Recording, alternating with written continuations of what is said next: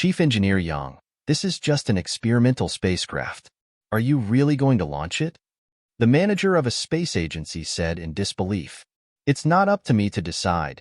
Chief Engineer Yang shook his head. Let's not dwell on that. Let's focus on the task at hand. The spacecraft was still operational. Even if it disappeared on the moon, he wouldn't feel any heartache since it had already completed its mission. As White Rabbit 9 was built on the foundation of this experimental spacecraft. However, Chief Engineer Yang was concerned about the other two astronauts who would be accompanying Colonel Chu on this mission. Only his skilled pilots were capable of operating a spacecraft, but who should be sent on this one-way trip? No matter who it was, he felt uneasy. He didn't need to worry too much about the experimental spacecraft as there were plenty of people who would modify it.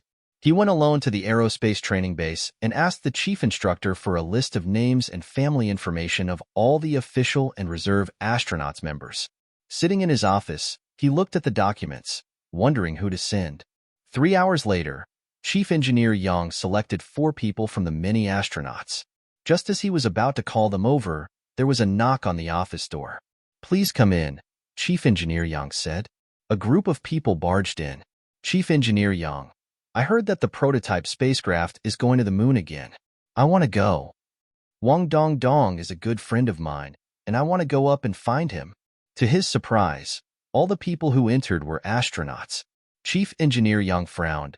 Who told you that the prototype spacecraft is going to launch? It was Assistant Xiao Wang. She said they are selecting 2 people to go up. That rascal Xiao Wang.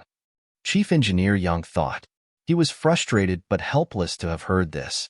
Looking at the group of people in front of him, he said in a serious tone, This mission is different from before. It's extremely dangerous. The astronauts exchanged glances and burst out laughing. Chief Engineer Yang, we became astronauts to dedicate ourselves to this cause a long time ago. I've been training here for 18 years and haven't gone to space once. You have to pick me this time. Come on, old Wang. Your son is getting married soon. Let me go. Xiao Lu, your wife just got pregnant. The child needs a father. Let me go. I don't have anyone waiting for me. Brother son, forget it. You're the only child in your family. If something happens to you, your parents will be devastated. Let me go. I'm an orphan. Chief Engineer Yang watched as the astronauts argued over who should go to space. He couldn't help but feel a little bit emotional. The 4 people he had picked included an orphan named Yifan. Although he felt sorry for him, but Yifan had the fewest ties on Earth. If I didn't have a son, and didn't have Zhang Tao, Lu Ning, and Wang Dongdong's family to take care of, I will volunteer to go myself, he thought to himself. The team was finally chosen, including a child from a single-parent family and an orphan. Little did they know that just half a day after they began their training, they received news that the moon mission had been canceled. In the headquarters of the Great Xia Space Agency, Chief Engineer Yang and Colonel Chu sat across from each other in an office. Why was the mission canceled? Chief Engineer Yang asked. Needless to say, he was relieved that they no longer had to send 2 young men to the moon. Colonel Chu appeared dejected. He took a puff of his cigarette and exhaled 4 or 5 clouds of smoke before responding. They denied my request to go up. Experts analyzed the situation and concluded that sending me up was not a wise decision, Colonel Chu added. Chief Engineer Yang was curious and quickly asked for the reasons, while also thinking of a way to comfort Colonel Chu. Colonel Chu shook his head and slowly began to explain. According to our analysis, there are 2 possible scenarios for aliens appearing on the moon. The first is that they have been on the moon for a long time, observing the lives and habits of humans on Earth. The second possibility is that they have just arrived on the moon. If it's the first case, they have no reason to catch the White Rabbit 9 as it would expose themselves. Even if they wanted to communicate with humans, they would go directly to the capital city or, at the very least, communicate through the 3 astronauts of White Rabbit 9. However, we have not received any messages from the aliens yet, and neither have other countries. In addition, the 3 astronauts have not reappeared. According to our colleagues' analysis, it is likely that the aliens on the moon have just arrived and are not familiar with Earth. There were many more in-depth analysis reports that Colonel Chu did not mention. For example, the aliens on the moon might have arrived on a search spaceship. It is also possible that their spacecraft has lost its exploration capabilities. Chief Engineer Young furrowed his brow and asked, "So you're suggesting that they have just arrived on the moon? Are Zhang Tao and the other two astronauts still alive? It's unlikely that they're dead. The aliens are aware that they have trespassed into another civilization's territory, and they are probably interrogating them right now. It's been 3 days, and they haven't shown themselves, which means there are two possibilities. The first possibility is that the aliens believe that Earth's civilization is outdated and not worth their attention. Once their spacecraft is repaired, they may leave on their own. The second possibility is that the aliens are not much more powerful than us and believe that we don't know their true identity. They may have hidden the 3 astronauts, attempting to delay the time before they are exposed. At worst, they can use the 3 astronauts as hostages." Chief Engineer Young scratched his head and asked, "Colonel Chu, based on your analysis, which possibility gives them a better chance of survival?" "The second possibility," Colonel Chu continued. "If it is the first possibility, the aliens believe in their own strength and are not afraid of our retaliation. They would not waste their resources on 3 Earthlings." Chief Engineer Young was convinced by Colonel Chu's analysis. However, Colonel Chu seemed unhappy about the cancellation of the moon landing program. Colonel Chu sighed and said, "My original plan was for our government to make contact with the aliens. If there were risks, we would take them on ourselves, and if there were benefits, we would keep them to ourselves and not share them with other countries. But after weighing the pros and cons, the decision was made to notify the international organization and all Earthlings to respond to this event together." Chief Engineer Yang understood Colonel Chu's point of view after hearing this. He comforted him, saying, "It's normal for the higher-ups to make such decisions. After all, analysis is just analysis. If the aliens are very powerful and we provoke them, no one can bear the consequences." "The higher-ups are still too cautious," Colonel Chu said. "If it was up to him, he would have continued on with the moon landing plan anyways. He had hoped to make a name for himself in history if he could meet the aliens on the moon this time, whether he lived, died, succeeded, or failed. Unfortunately, he missed this opportunity, and he could only join others to contact the aliens under the name of a certain group. I came here not only to inform you of the cancellation of the moon landing program, but also to tell you something else," Colonel Chu said. Chief Engineer Young had some guesses. "Why are you telling me so much about these aliens? Is it because you want me to join you?" Colonel Chu smiled slightly and said, "You guessed it. You and I will represent Great Xia and take full responsibility for matters related to the aliens. Now, the first thing we need to do is to inform other countries. The aliens have arrived." "Where did White Rabbit 9 land in the end?" Thomas looked worried, his hair a mess.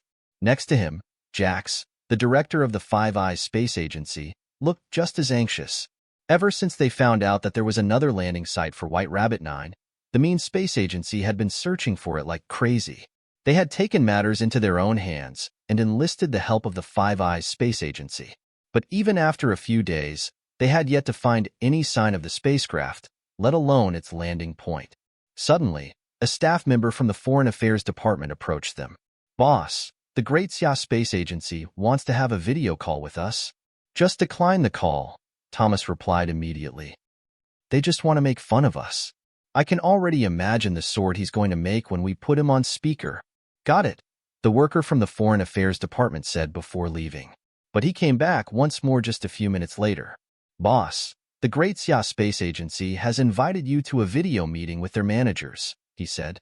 "Just decline it," Thomas said angrily. He thought to himself, surely the Great Xia Space Agency wouldn't dare to request another call again this time.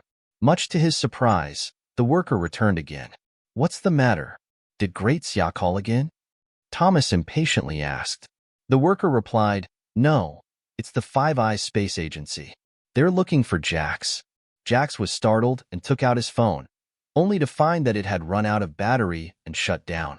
"Thomas, calm down. I'll be back in a minute," Jax said before leaving. As soon as Jax left, Thomas couldn't contain his anger any longer. He began to curse. "You useless bunch.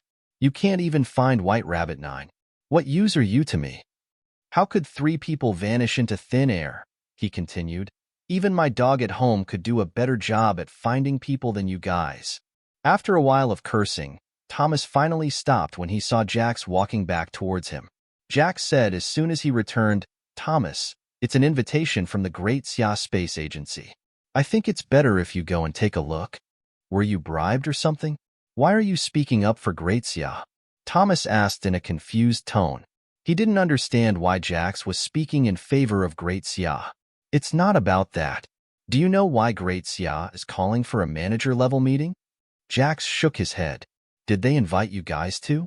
Thomas finally understood that Great Xia did not call him with the intention of mocking him. "So, what's the meeting about?" he quickly asked. "It's about resisting an alien invasion." "What?" Thomas was shocked. He quickly asked for more details. Jax shook his head.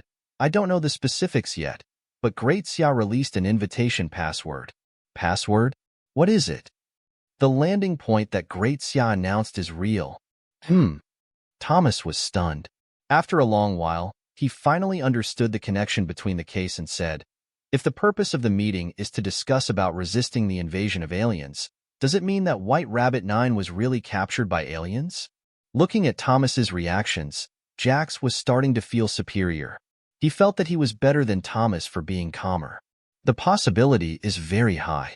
Great Xia wouldn't joke about something like this," Jax said. Great Xia organized a conference to defend against an alien invasion and invited a few countries that had the ability to land on the moon. Originally, the plan was to inform each country's leaders about the topic after they arrived at the venue. However, the main space agencies refused to participate and were not picking up the phone.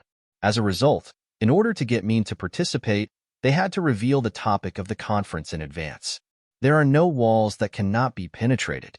Conversations like this may have been able to be kept secret offline, but in the age of the internet, there are experts everywhere, and there will always be someone who can crack encrypted communications. While Thomas and Jax were flying to the Great Xia, news of the conference topic had already spread all over the internet. 3 days ago, the Great Xia White Rabbit 9 spacecraft landed on the moon, and the live broadcast was suddenly cut off in front of billions of people around the world. Because of this, I suspect that the White Rabbit 9 may have been attacked by the aliens. As the news came out, it has caused a global uproar.